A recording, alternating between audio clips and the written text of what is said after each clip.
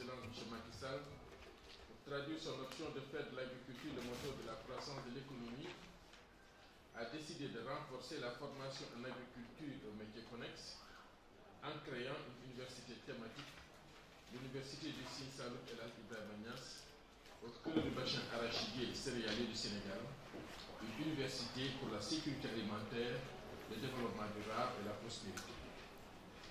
Dans sa volonté de faire de l'UCN une université d'excellence, M. le ministre de l'Enseignement supérieur et de la Recherche a tenu à ce que l'UCN soit accompagné par un partenaire stratégique international de qualité. Agrinium et AVF qui nous accompagnent et, à mon avis, ce que la France a de mieux dans le domaine qui nous intéresse. Et je vous remercie, M. le ministre de l'Enseignement supérieur et de la Recherche, pour avoir mis à notre disposition les ressources nécessaires pour cette première année d'activité.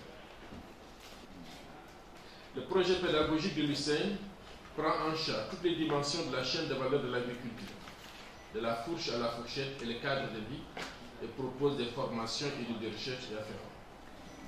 Mesdames et messieurs, la démarche mise en œuvre est une grande innovation, car les filières de formation qui seront proposées sont l'aboutissement d'une approche méthodologique de recherche-action qui prend en compte les résultats des enquêtes réalisées par l'IPAR sur les métiers, les résultats des études réalisées dans 5 zones agroécologiques du Sénégal qui ont permis d'identifier les besoins en ressources humaines. Les métiers répertoriés ont été regroupés en familles de métiers et pour chaque famille de métiers, nous avons identifié des champs de compétences, des situations professionnelles significatives et des finalités. Nous avons pu ainsi identifier une trentaine de familles de métiers et une centaine de champs de compétences dont les fiches ont été élaborées. À partir de ces résultats, nous avons pu à ce jour trouver une correspondance avec une trentaine de licences professionnalisantes comprenant une soixantaine de spécialités. Mesdames et messieurs, la démarche d'approche par compétence ici mise en œuvre est révolutionnaire car elle constitue une rupture porteuse d'innovation par rapport à notre démarche classique.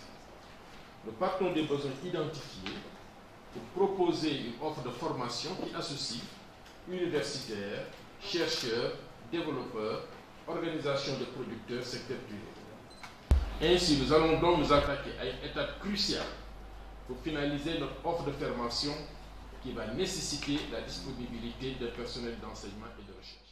C'est en un peu moins de 2 ans, depuis la première visite en France du professeur Guiraud pour nous présenter le projet ambitieux que vous lui aviez confié, monsieur le ministre, de créer ce qui s'appelait à l'époque l'USSK, nous avons quand même réussi en moins de 2 ans, en partant de cette date-là, à dessiner et à construire ensemble un projet pédagogique solide pour répondre aux attentes de tous les acteurs du monde agricole, non seulement de Kaolack et sa région, mais aussi du Sénégal et plus largement d'Afrique de l'Ouest. Pour les membres du comité de pilotage qui ne connaissent pas l'Institut agronomique vétérinaire et forestier de France, permettez-moi de le présenter brièvement.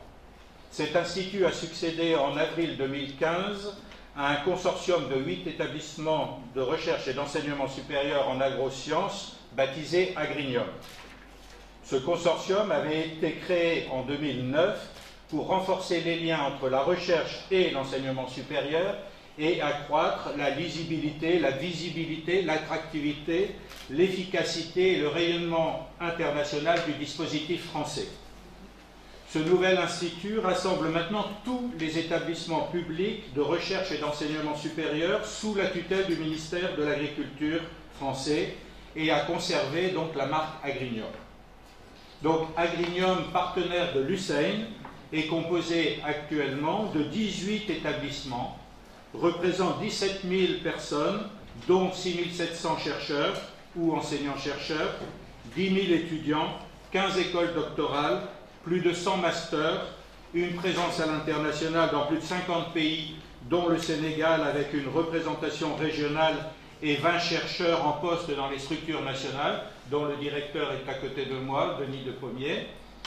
Ce nouvel institut a également très vite mis en place Agrinium Université en ligne, qui sera un atout précieux également dans le cadre de notre partenariat. La concertation nationale sur l'avenir de l'enseignement supérieur a tracé les voies de sa revitalisation. Et le président de la République, à travers les 11 décisions qu'il a prises, a tracé une feuille de route dont les résultats commencent à poindre.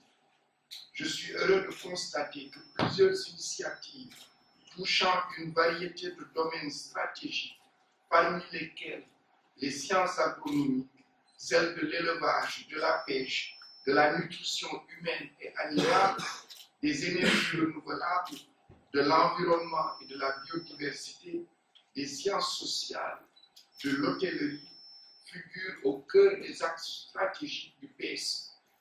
Et les UFR de l'UCN sont en parfaite adéquation avec les axes stratégiques du plan Sénégal émergent.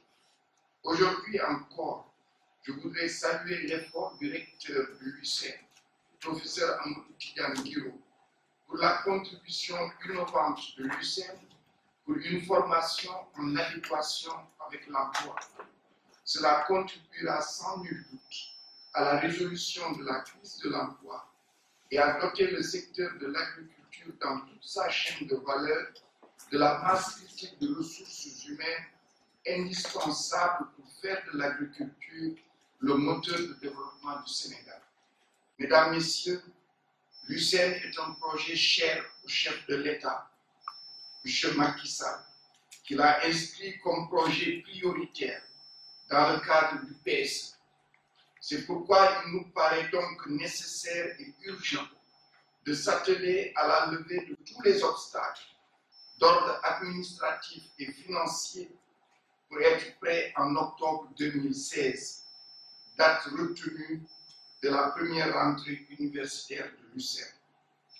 Mesdames et messieurs, nous avons engagé des réformes majeures, de grands chantiers qui à terme permettront de changer radicalement le visage de l'enseignement supérieur et la carte universitaire pour implanter des institutions d'enseignement supérieur dans tous les départements du pays, corriger les déséquilibres pour plus d'équité dans l'accès à un enseignement supérieur de qualité. Quelle signification la France donne à ce partenariat? Le partenariat en particulier auquel nous participons aujourd'hui sur ce premier comité de pilotage de l'Université Hussein s'inscrit dans une vision beaucoup plus globale qui est la contribution que la France entend apporter au succès du plan Sénégal émergent, dont je rappelle d'ailleurs qu'il a été lancé à Paris.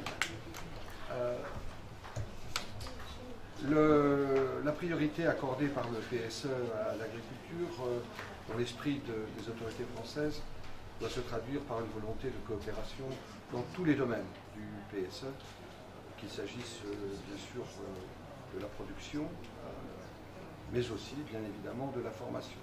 Le succès du PSE dans le domaine de l'agriculture reposera sur le facteur humain, et le facteur humain c'est la formation.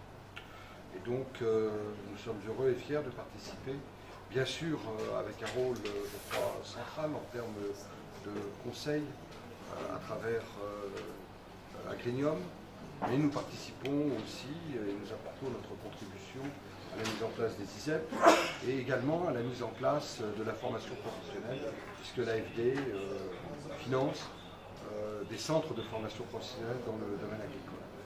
Je ne parlerai pas de la production, puisque ce n'est pas le sujet aujourd'hui, mais nous sommes aussi très actifs dans le développement de la production agricole sénégalaise.